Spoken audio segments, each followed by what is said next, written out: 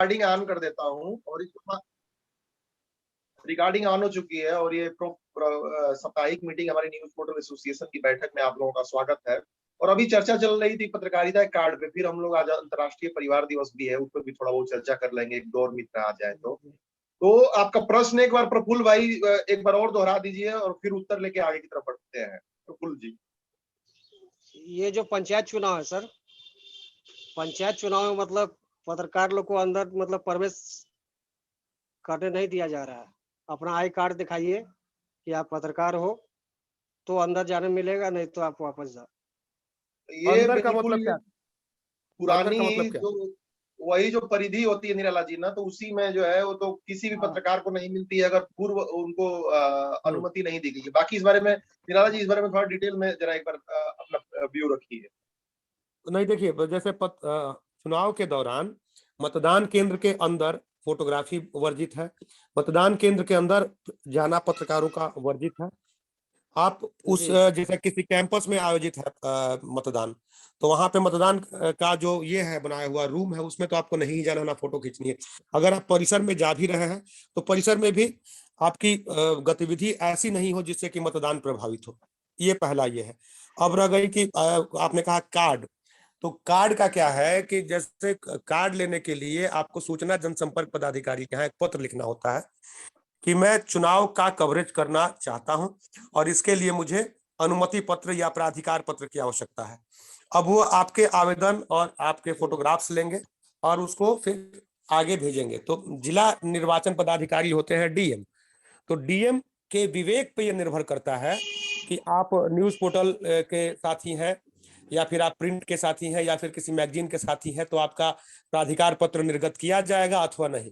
ऐसा नहीं है कि डिजिटल पत्रकारों को नहीं किया जाएगा और प्रिंट वालों को कर दिया जाएगा। अगर किसी प्रिंट वाले की ही मतलब गतिविधियां संदिग्ध है या आचरण संदिग्ध है या फिर उनका विवेक नहीं कह रहा है कि इनको दिया जाए प्राधिकार पत्र, तो डीएम नहीं दे सकते हैं।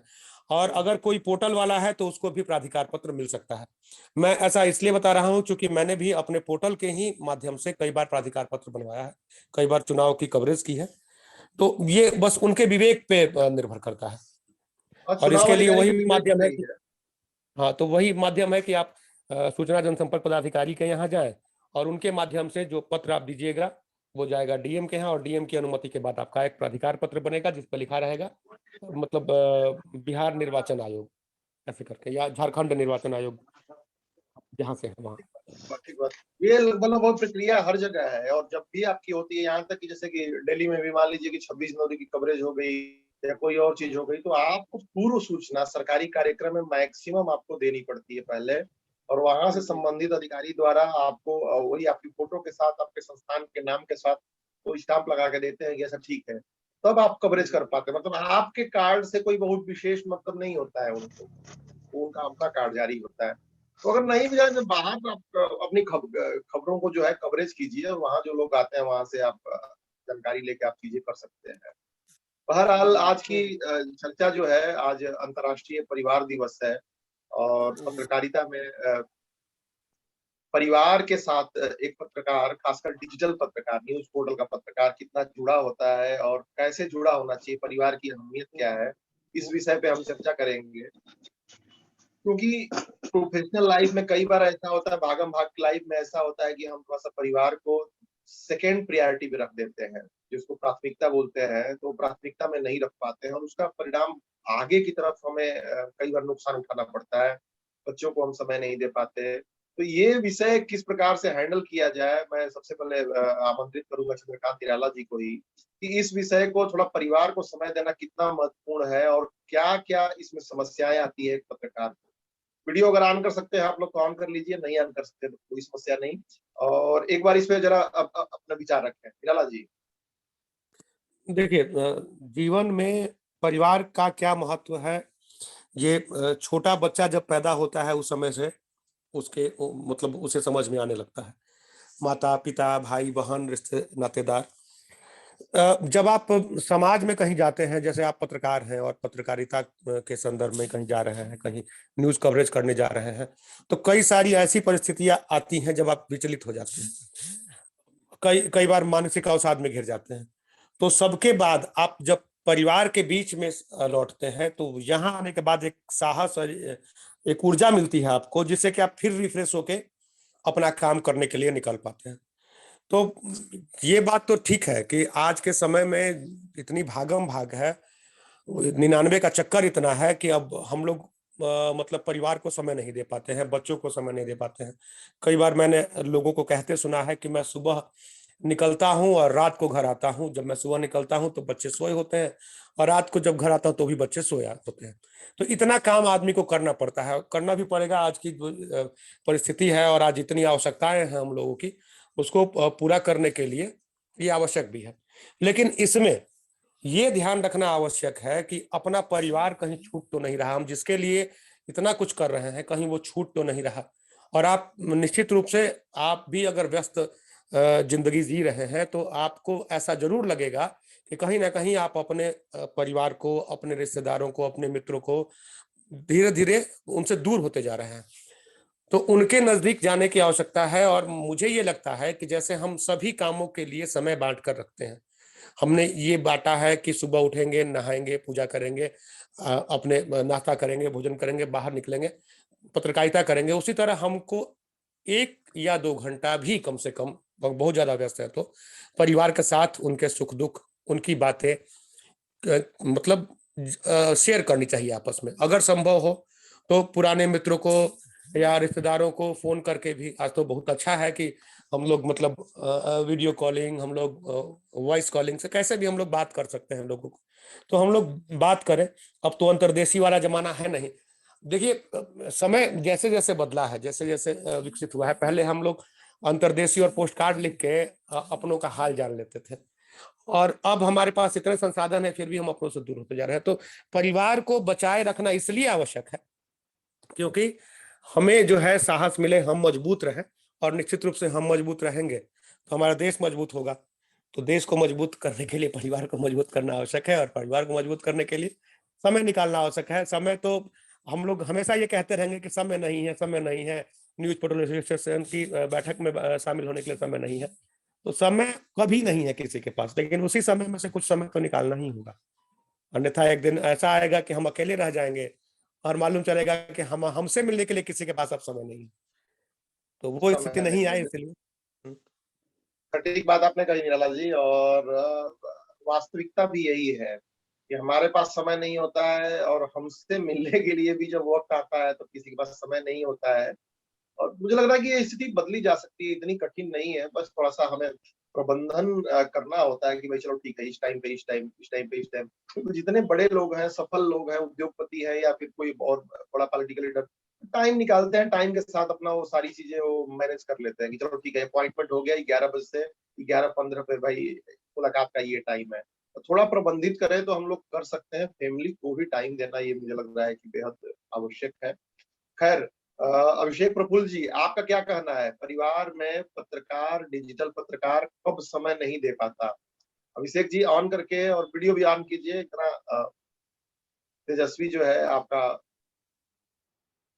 रूप है, तो उसको प्रेजेंट करते हुए अपनी बात कहें आप, अभिषेक जी। ऑन कर लीजिए, आप ऑडियो ऑन कर लीजिए।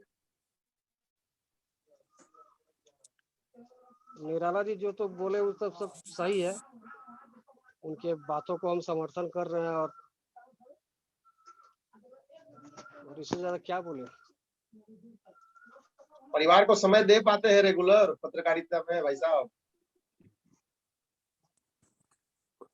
जी जी। परिवार को रेगुलर दे समय दे पाते, ठीक है। कहीं कोई, क्योंकि आजकल भागम भाग में क्या होता है कि परिवार के लिए समय नहीं निकलता है लोगों के लिए। और आज अंतर्राष्ट्रीय परिवार दिवस है, तो पत्रकारों के संदर्भ में इसी बात पे थोड़ा सा ये है कि तो आपसी चर्चा एक बार हो जाती है, कुछ निकल पाते हैं पॉइंट। अच्छा, एक और विषय है, वो मुझे याद आता है, रामायण का वो प्रसंग है कि जो है हम जानते हैं कि जो है भगवान वाल्मीकि जो है पहले डाकू का कार्य करते थे, और उनको जब ज्यादा करने लगे तो भगवान ने सिखाने के लिए उनको भाई पूछा कि भाई तुम ये काम किसके लिए कर रहे हो? उन्होंने बोला कि परिवार के लिए कर रहे हैं काम, परिवार के लिए अपनी जान भी खतरे में डाल रहे हैं, ये सारी चीजें कर रहे थे। बोले भाई परिवार पाप में भागी बनेगा क्या? तुम एक बार जरा जाके पूछ लो। तो सबने बोल दिया कि मैं क्यों पाप में भागी बनूंगा। तो ये बड़ी प्रसिद्ध कथा है। तो कई बार ऐसा होता है कि हम लोग कहते हैं कोई काम करते हैं, कोई रिस्क वाली चीजें करते हैं, तो कई बार ये मन में ख्याल आता है कि भाई परिवार के लिए कर रहे हैं। निराला जी, क्या वाकई ऐसा है? मनुष्य जो भी पाप करता है परिवार के लिए करता है, या उसकी एक आदत है? और क्या वाकई इससे परिवार को थोड़ा फायदा होता है? क्योंकि कई सारे रिस्की काम होते हैं, जैसे कई बार ऐसे होती है बदनामी हो जाती है किसी चीज में, जानबूझ के ऐसे रिस्की काम कर देते हैं, लेकिन क्या वास्तव में परिवार के लिए करते हैं? और इससे कैसे बचा जाए? एक बार कोई काम करते समय क्या परिवार का चेहरा याद नहीं करना चाहिए, निराला जी? नहीं देखिए, ये तो बिल्कुल आप सही कह रहे हैं। निश्चित रूप से किसी भी काम को करने से पहले ये सोचना ही चाहिए कि इसका प्रतिफल क्या होने वाला है। और आम तौर पे होता क्या है ना कि हम लोग भगवान में बहुत आस्था रखते हैं। हम लोग मानते हैं कि भगवान है।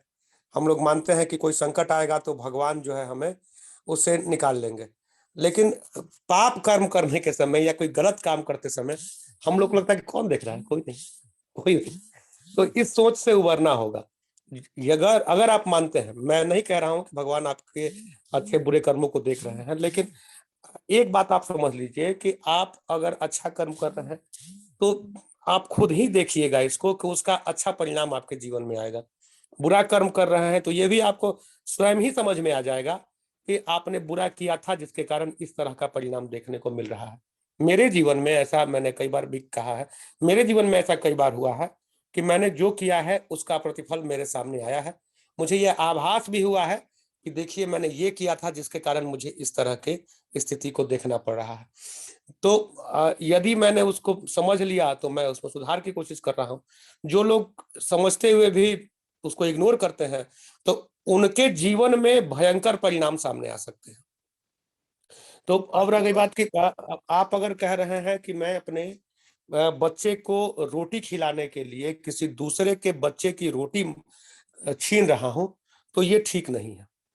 ये आप स्वयं ही इस बात की कल्पना कर सकते हैं, स्वयं सोच सकते हैं कि ये उचित नहीं है। तो मैं ये नहीं कह रहा हूँ कि आज के इस परिवेश में, आज कलयुग में हम सतयुग की बातें करें, लेकिन इतना तो है कि हम लोग दूध में पानी इतना ही मिलाएं जिससे कि दूध का रंग जो है देखने से लगे कि दूध है, ये नहीं लगे कि पानी ही है। तो वही है। और रह गई बात कि परिवार को कितना परिणाम मिलता है, तो आप खुद देखिए। मैं तो ये कहूंगा कि क्षणिक सुख तो मिलता है। जैसे अभी एक भाई ने शुरू की थी जब ये, तो उस समय चर्चाएं हो रही थी ग्रुप में कि वसूली और पत्रकारिता ये वो मतलब अनैतिक कार्य। तो अनैतिक कार्य से तात्कालिक लाभ तो मिल सकता है, लेकिन अगर कालांतर में देखेंगे तो उसके दुष्परिणाम है। और ये आप ज्यादा दूर नहीं जाना है, अपने आसपास आप देख लीजिए। जैसे प्रफुल्ल जी ने कहा कि जो नक्सली लोग हैं वो वसूली करते हैं और गरीबों को नहीं देते हैं, तो नक्सलियों की स्थिति क्या है आप देखिए। कब मारे जाएंगे, कब किसकी गोली के शिकार हो जाएंगे, उनके उन शव को कुत्ते और चील नोच के खाएंगे। मतलब ये स्थिति, उनके परिवार वाले भी सामने नहीं आते हैं कि भाई हमारा घर का सदस्य है। तो इस तरह की स्थिति है। तो निश्चित रूप से ये तो ध्यान रखना है कि हम जो उपार्जन कर रहे हैं या हम जो कार्य कर रहे हैं वो कितना नैतिक और कितना अनैतिक है। निश्चित रूप से पाप कर्म से, अनैतिक कार्यों से बचने की आवश्यकता तो है, नहीं तो उसका परिणाम आएगा। वो आप हो सकता है कि आज आपके सामने नहीं है, 6 महीने बाद है, लेकिन आना है। तो वही है, किसी का दिल नहीं दुखाना, किसी को तंग नहीं करना, किसी को परेशान नहीं करना, ये सारी चीजें हैं जो हम लोग, मतलब ये तो नैतिक सार्थक शिक्षा बात है। है, हम सीख सकते हैं। ये सार्थक बात है, और कई बार इस पे बहानेबाजी होती है निराला जी की, हाँ, भाई बहानेबाजी परिवार के होती है। लिए हम ये कर रहे हैं, हम्म। परिवार के लिए यार। अच्छा, एक बात बताइए, पत्रकारिता और दारूबाजी भी बड़ा मिक्स एक कल्चर टाइप में माना जाता है। दारू पी रहा है कौन परिवार के लिए दारू पीता है, ये भी एक बड़ा विषय है। नहीं तो अक्सर लोग कहते हैं भाई ठीक है, यही सब छोटे छोटे विषय है ना जो परिवार को आप समय दे सकते हैं, जहाँ परिवार के हितों की सुरक्षा का ध्यान रख सकते हैं। अब भाई रात दिन आप डूबे हुए हैं, किसी के पास बैठ गए तो चल रहा है, रोज की आदत बना ली है, और घर पाके बोल दिया कि तुम्हें क्या पता है भाई, तुम्हें क्या पता कि काम कितना करना पड़ता है, आइडिया नहीं है। तो छोटे छोटे विषय हैं जो बड़े विचित्र, और उसी में जो मैंने कथा वो याद दिलाई कि भाई भगवान जो वाल्मीकि थे वो डाकू कर्म से, तो उनसे पूछा गया तो परिवार से ये उम्मीद न रखें कि आपके पाप कर्मों में साथ देगा, वो किसी का साथ नहीं देना चाहिए, और न देगा, न देना चाहिए किसी हालत में, और करे भी नहीं। किसी तरीके से, और छोटे छोटे विषयों को लेके आए हैं। तो दारूबाजी वाले पे भी 2 लाइन बोल दीजिए निराला जी, फिर उसके बाद परिवार को कैसे समझ दिया जाए, सुधीर के पास चलेंगे, फिर सुधीर की बात सुनेंगे। नहीं, विवेकानंद जी। दारूबाजी पे तो देखिए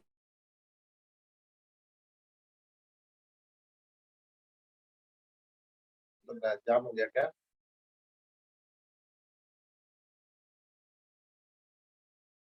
प्रफुल्ल भाई क्या कहेंगे? अधिकतर पत्रकार जो है दारू में डूबे रहते हैं, तो परिवार का, अच्छा आ गए निराला जी, आ गए, बोले। आपका डिस्कनेक्ट हो गया लग रहा है, आ गया होगा।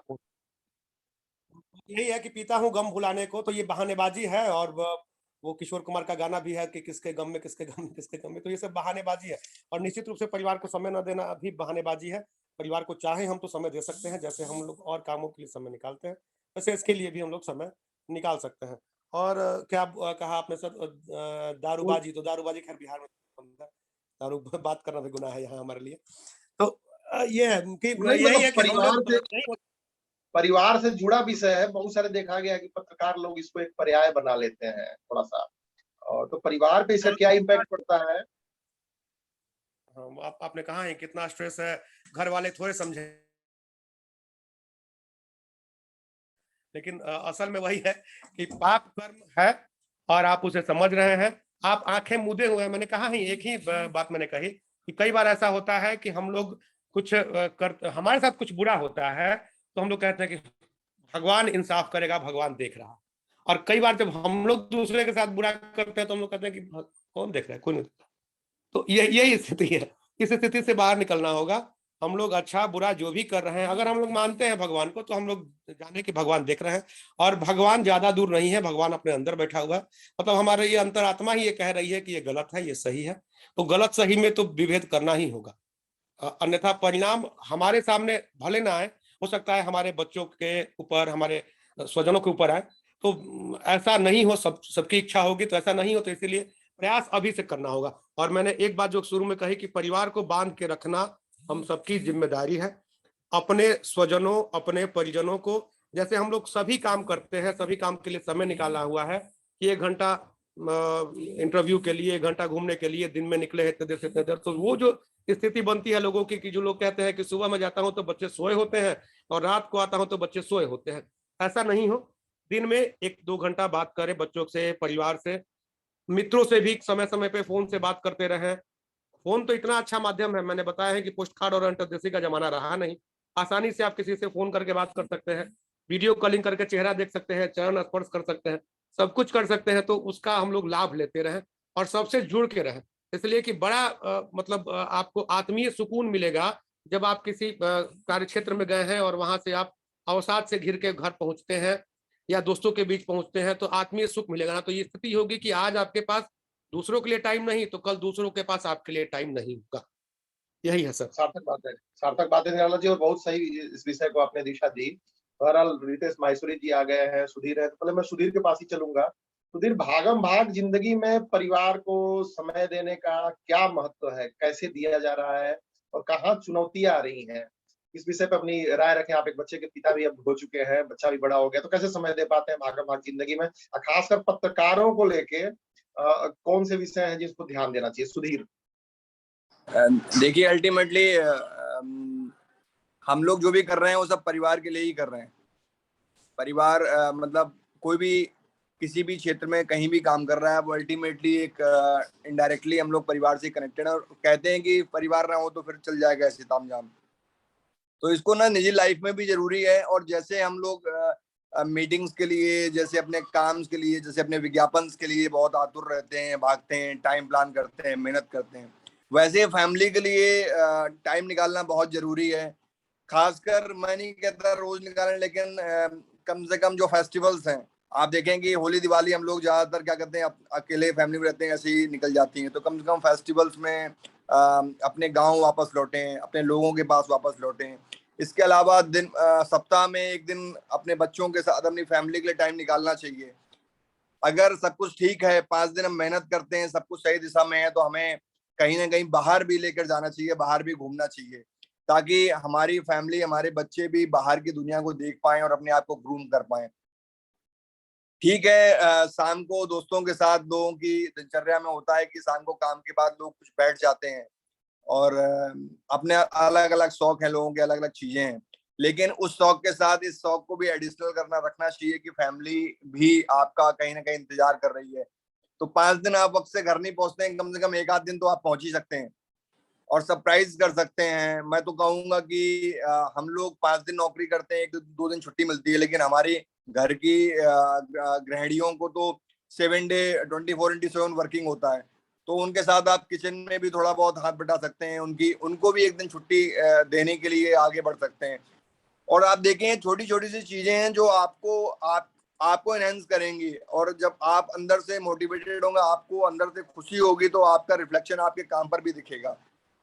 क्योंकि जब आप घर में आए और आपको फैमिली के साथ वो कोऑर्डिनेशन मिले, आपकी अर्धांगिनी, आपकी फैमिली के लोग सपोर्ट करें और मोटिवेट करें, वो तभी होगा जब आप उनको समझेंगे, वो आपको समझेंगे। तो बाईपोलर चीजें हैं, एक तरफ से चीजें नहीं होनी है। तो ये है। और रही बात पत्रकारिता की, तो डेफिनेटली यदि आप फील्ड पे हैं, यदि हम कुछ कर पा रहे हैं, तो उसमें हमारे परिवार का अहम योगदान है और उसको हमें एड्रेस करना चाहिए जब भी हमें मौका मिले, और मौके नहीं मिले तो मौके हमें बनाने चाहिए। बहुत बहुत धन्यवाद सुधीर बाबू। पॉइंट यही है, थोड़ा टाइम 5-7 मिनट है। माहेश्वरी जी, आज आपने मुद्दा ये उठाने के लिए कहा और इसी मुद्दे पर चर्चा हो रही है। क्या लगता है, एक बढ़िया अनुभव आपके पास और विशाल अनुभव है, कहाँ मूल गलतियां करते हैं? सामान्य से अलग हट के थोड़ा बताइएगा जरा सा, कहाँ पत्रकार चूक करते हैं? अब म्यूट है, आप म्यूट है, म्यूट है, एक बार अनम्यूट कीजिए, फिर कृष्ण गोपाल जी के पास चलेंगे। हाँ जी, नमस्कार मिथिलेश जी, नमस्कार। सभी विद्वान हैं, सभी विद्वान हैं, हम कहाँ इतने विद्वान हैं, सभी विद्वान हैं और सब बढ़िया बढ़िया, जितना मैंने सुना सब अच्छे से अच्छे बातें हो रही है। बिल्कुल परफेक्ट बात है, परिवार को समय देना चाहिए, इसमें कोई दो राय नहीं है। इसीलिए मैंने आज ये मुद्दा रखा क्योंकि आज अंतर्राष्ट्रीय परिवार दिवस है और आज के वक्त में परिवार कहीं ना कहीं जिस तरीके का दौर चल रहा है, परिवार पीछे छूटते चले जा रहे हैं, पैसों के पीछे सारी दुनिया भाग रही है, परिवार को कोई नहीं देख रहा किसी भी तरीके से भी। अब एज ए पत्रकार वाली अगर बात की जाए तो पुराने जमाने के पत्रकार और आज के पत्रकारों में भी फर्क आ गया है। पुराने जमाने में पत्रकारों के पास में जो डिजिटलाइजेशन वाली चीजें थी वो नहीं हुआ करती थी, तो वो परिवार के बीच में बैठे हुआ करते थे, समाज के बीच में बैठे हुआ करते थे। आज की जो पत्रकारिता हो गई वो डिजिटलाइजेशन हो गई है। डिजिटलाइजेशन से मतलब कि उसको हर मतलब जैसे कह सकते हैं पत्रकार के ऊपर प्रेशर है खबरों को जल्दी जल्दी लाने का, जुटाने का और भेजने का। तो भागा दौड़ी बहुत ज्यादा होती है। मान लो किसी वक्त